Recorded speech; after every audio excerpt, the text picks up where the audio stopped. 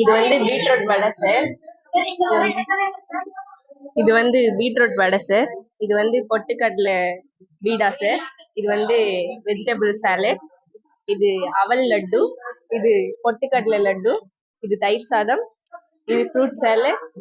இது அவல் fried rice. இது எல்லாமே நேச்சுரலா? இது very naturally food sir. Boil பண்ணீங்களா? No sir. No boil, no oil. நீங்க ஏதாவது சொல்லுங்க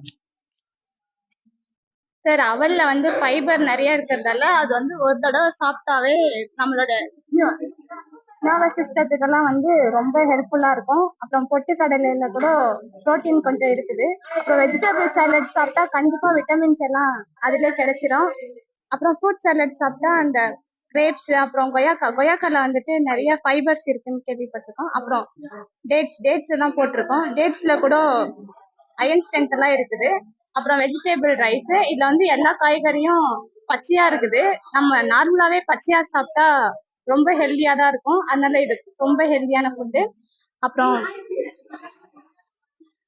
பீட்ரூட் வடை. பீட்ரூட் சாப்பிட்டாவே நம்மளுக்கு வந்து மூஞ்செல்லாம் பர்பிள் கலர்ல ஆயிடும். அப்புறம் அதுல வந்து நிறைய விட்டமின்ஸ் இருக்குது. அதனால இது எல்லாமே ஹெல்தி ஃபுட்ஸ். இதை வந்து நம்ம வந்து டெய்லி கூட சாப்பிடலாம். சரி, இப்ப உங்க கிளாஸ் நேம், நீங்க யார் யார் பார்ட்டிசிபேட் பண்ண அந்த பேர்லாம் சொல்லுங்க.